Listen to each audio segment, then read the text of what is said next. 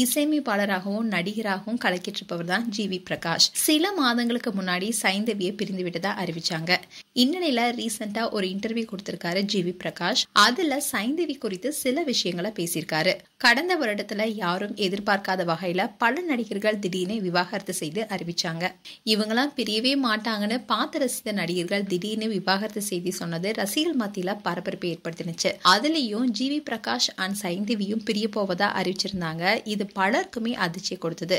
GV Prakash and Saindhavi ரெண்டு பேரும் பல வருடமா காதலிச்சு பெற்றோருடைய சம்மதத்துடன் திருமணம் செஞ்சுக்கிட்டாங்க. திருமணத்துக்கு அப்புறமா ரெண்டு குடும்பத்தை பத்தியுமே பல்வேறு பேட்டியில நல்ல விதமா பேசியிருக்காங்க ரெண்டு பேரும். இந்த தம்பதிக்கு அன்வி என்ற பெண் குழந்தை இருக்காங்க. ஆனாலும் இவங்களுடைய திருமண வாழ்க்கை முடிவுக்கு வந்தது. அந்த விஷயம் பெரிய அளவுல பேசவும் பட்டுச்சு. இந்நிலையில ரீசெண்டா ஜிவி பிரகாஷ் கிங்ஸ்டன் என்ற திரைப்படத்தில் நடித்திருக்காரு. இந்த திரைப்படத்துக்காக ப்ரொமோஷன் பணிகளை ஈடுபட்டிருக்கும் போது சைந்தவி குறித்தும் பேசியிருக்காரு. அதுல அவர் பேசும்போது, சைந்தவி எனக்கு ஸ்கூல் படிக்கும் போது இருந்தே தெரியும். சைந்தவிக்கு நல்ல மனசு இருக்கு. ஆனா சில காரணங்களால எங்களால திருமண வாழ்க்கையில தொடர முடியல. இப்போ நாங்க நண்பர்களா தொடர்ந்துட்டு இருக்கோம். அதே மாதிரி எங்களுடைய வீட்டுல எங்களுடைய மகளுடைய ராஜ்யம் தான் நடந்துட்டு இருக்கு. சாட்டர்டே சண்டே வந்துச்சுனாவே என் கூட என் மக இருப்பா. மத்த நாட்கள அவங்க அம்மா கூட இருப்பாங்க. என் பொண்ணுக்கு என் மேல அதிக பாசம்.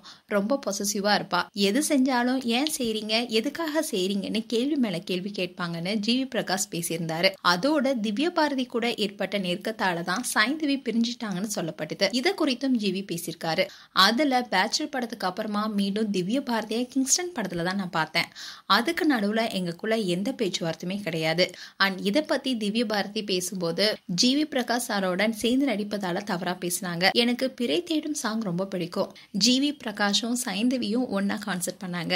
அப்படி பண்ணும் போது எனக்கு ரொம்பவே சந்தோஷமா இருந்தது. இதுக்கு மேல நம்மள டார்கெட் பண்ண மாட்டாங்கன்னு நினைச்சிட்டு இருந்தேன். ஆனா இப்ப ரொம்ப அதிகமாயிடுச்சு.